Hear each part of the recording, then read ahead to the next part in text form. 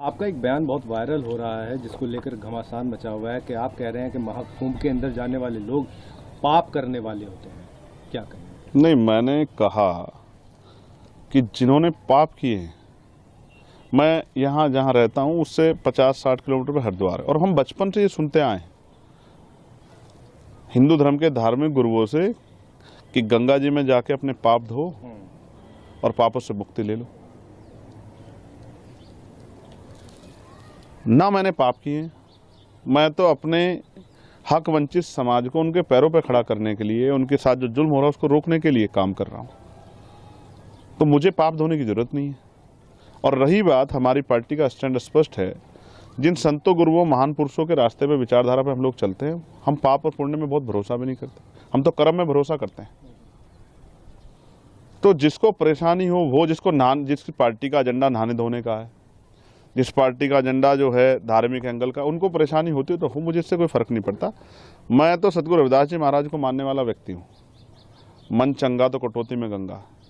मैं क्यों जाऊँ मथुरा काशी, मैं बेगमपुरा का वासी। मेरा मन साफ सुथरा है तो मुझे कहीं जाने की जरूरत नहीं है।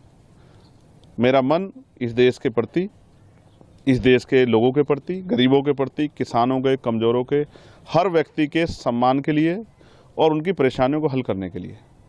बाकी जिसको जो सोचना है, कहना है, वो कहता रहे, मुझे इससे कोई फर्क नहीं पड़ता। मैं अपनी बात पर तटस्थ हूँ। वहाँ इतने मंत्री, साधु संत और मुख्यमंत्री, खुद प्रधानमंत्री को न्योता मिल गया, तो वो सब जा रहे हैं, तो क्या वो सब पापी हैं? देखिए, मेरी बात सुनिए। जब वो वहाँ जा रहे हैं और आपने याद दिला दिया, तो मैं मुख्यमंत्री जी से कहूँगा, प्रधानमंत्री जी से, जब वो जाएं तो इलाहाबाद में जो लाशें कोरोना काल में हमने देखी थी, उन लोगों के लिए भी जिनका अंतिम संस्कार भी नहीं करा, उनके लिए भी प्रार्थना कराएं। क्योंकि वो आपकी सरकार की निकम्मेपन की वजह से हुआ था। आप मेडिकल फैसिलिटी नहीं दे पाए थे। जिन लोगों को चिता नसीब नहीं हुई, क्योंकि हिंदू धर्म में तो कहा जाता है कि उनको अग्नि जो है उनके पार्थिव शरीर को मिली, जिनको नहीं मिल पाई उनके लिए भी प्रार्थना कर लेना, अगर आपकी आंखें खुल जाएं। तो मैं तो स्पष्ट तौर पर कहना चाहता हूं सरकार को और मुख्यमंत्री जी को कि जितना पैसा उन्होंने इस कुंभ में लगाया, अगर उतना पैसा वो इस प्रदेश की चिकित्सा, शिक्षा और रोजगार देने में नौजवानों को लगाते, तो बहुत सारे लोगों के परिवारों के आंसू सूख जाते, बहुत सारे लोगों को न्याय मिल जाता, बहुत सारे लोगों को आगे बढ़ने का अवसर मिल जाता। उसमें तो सरकार फेल दिख रही है।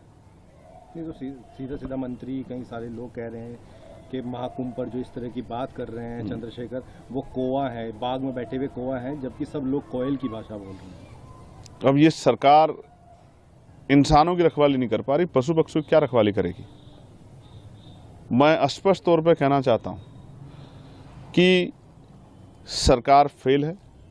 और जो मंत्री और सरकार के लोग जा रहे हैं, मैं उनको बस याद दिलाऊंगा कि जब वो जाएं तो सनी आज इनकी मुजफ्फरनगर में पीट पीट के हत्या कर दी, उनके लिए भी प्रार्थना कर लें।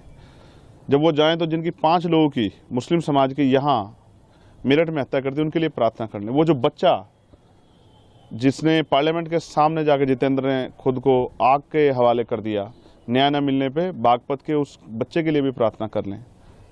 जब वो जाएं, अमन जिसकी पुलिस ने पीट पीट के हत्या कर दी लखनऊ में, उसके लिए भी प्रार्थना कर लें। रामचंद्र मौर्य जिसकी पीट पीट के अभी लखीमपुर खीरी में हत्या कर दी है, उसके लिए भी प्रार्थना कर लें। 69 शिक्षक भर्ती के बच्चों को उनका हक मिल जाए, उनकी फाइल खुल जाए, उसके लिए भी एक बार वो सोच लें।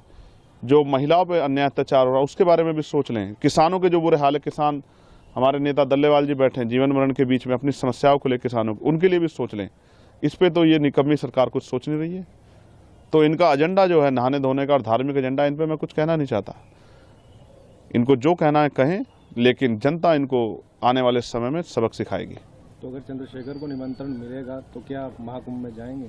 देखिए, मैं, आपने सवाल के बीच में ये भी कहा कि कई धार्मिक गुरुओं ने भी इस पर टिप्पणी की है, और मैं विज्ञानवादी व्यक्ति हूँ, मुझे हंसी आती है।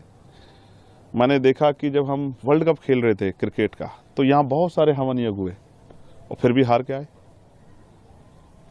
मैंने ये देखा कि एक संत ने कहा कि हम ऐसा हवन यज्ञ करेंगे इस बार कि पाकिस्तान नक्शे से बाहर हो जाएगा। तो उनसे कहूँगा कि चाइना के लिए भी कर लेना। और अगर इस तरह से, पाकिस्तान में तो हिंदू भी रहते हैं जिनके लिए आप रोज चिंता करते हो, तो उनको भी, उनके जीवन को भी समाप्त करना चाहते हो नक्शे से हटा के। इन्हीं एक संत ने कहा कि मरे मुलायम काशी राम, प्रेम से बोलो जय श्री राम। आप ऐसे लोगों को मैं ना संत मानता, ना उनकी भाषा को संत वाली भाषा मानता। संत का मतलब होता है जो मानवता के लिए जिए, जो सुख सुविधा को छोड़ के जनता को किस तरह से उनके जीवन में समस्याएं खत्म उसके लिए जिए। यहाँ तो सुख सुविधाएं लोग ले रहे हैं और अपने आप को बहुत बड़ी बड़ी बातें करते हैं, लेकिन सच तो कुछ और है। मैंने तो कोरोना काल देखा, अगर जितना पैसा वहां लगाया गया, इतना शिक्षा चिकित्सा पे लगाया होता तो इतने लोगों की जान नहीं जाती। और ये सब चीजें सरकार की देख रेख में, और कम तो बहुत जल्द जल्द आता है। फिर भी हमारे देश में कोरोना जैसी महामारी आ गई, इतने लोगों की जान चली गई, लॉकडाउन लग गया, मजदूरों की इतने लोगों की जान चली गई। तो मेरा काम है अपने संतों गुरुओं महापुरुषों की विचारधारा को लोगों तक पहुंचाना। जब ये अपने धार्मिक एजेंडे को स्थापित करने के लिए हमारे लोगों को गुमराह करने का काम करें, मैं अपने लोगों को जागरूक करने का काम करूं। मैं किसी को रोक थोड़ा ही रहा हूं, जिसको निमंत्रण मिला वो भी और जिसको नहीं मिला वो भी जाए।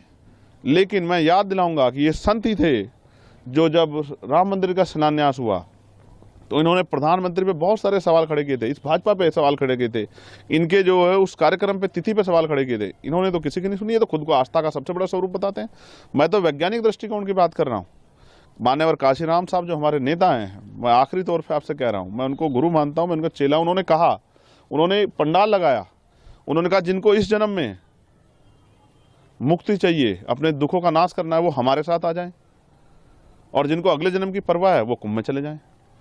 तो मैं तो इसलिए आपसे कहना चाहता हूं कि मान्यवर काशीराम साहब ने रास्ता दिखाया, अगर दलित, पिछड़े, आदिवासी, अल्पसंख्यक समाज के लोग, मुसलमान, जैन, सिख, बौद्ध, ईसाई, पारसी, उनके साथ जो हिंसा और उनके साथ जो जुल्म हो रहा है, उनके अधिकारों पर जो हमला हो रहा है, अगर उनको अपनी समस्याओं से मुक्ति चाहिए, इस जीवन में अच्छा जीवन चाहिए आत्मसम्मान का, तो उनको आजाद समाज पार्टी के साथ, चंद्रशेखर के साथ आना चाहिए, तभी उनका भला हो सकता है। बाकी तो ये तो चलता रहेगा। सरकार जिस एजेंडे की सरकार है, जिस विचार सरकार, वो उस पर काम करेगी, और वो अपना काम कर रहे हैं, हम अपना काम कर रहे हैं। इससे किसी को परेशानी नहीं होनी चाहिए। और बाकी मैं सबकी आस्थाओं का सम्मान करता हूँ। मैं तो संविधानवादी व्यक्ति हूँ। मैंने किसी को कब कहा कि भाई आप जाओ ना जाओ। मैं तो ये कह रहा हूँ कि मैं अपने गुरुओं संतों की बात पर खड़ा हूँ। मन चंगा तो कटौती में गंगा, जिसका मन साफ सुथरा है उसको कहीं जाने की जरूरत नहीं। नहीं, आप उसमें आपके बयान में कह रहे हैं कि जिसने पाप किया होगा वही जाएगा। तो मैं फिर आपको दोहराऊंगा, मैं यहाँ रहता हूँ, मुझसे 60 किलोमीटर पे हरिद्वार है, गंगा जी का स्नान करने लोग जाते हैं। ये हिंदू धर्म के धार्मिक गुरु ये भाषा बोलते हैं, कहते हैं यहाँ स्नान करोगे, डुबकी लगाओगे तो आपके पाप दूर हो जाएंगे, ये हवन यज्ञ करोगे तो आपके ग्रह सब ठीक हो जाएंगे, या आपकी समस्याएं खत्म हो जाएंगी, आपका जीवन लंबा हो जाएगा। मैं तो वही बात कह रहा हूँ जो ये कहते हैं। मैंने क्या गलत कहा? लेकिन मैं नहाने धोने की राजनीति नहीं करता हूँ। मैं लोगों को सही पथ पे ले जाके उनके दुखों की मुक्ति के लिए राजनीतिक सत्ता के बगैर, और उनको जब तक आर्थिक सशक्तिकरण नहीं होगा, सामाजिक भेदभाव खत्म, तब तक बदलाव नहीं हो सकता। मैं तो अपने काम पे, अपने उस विचार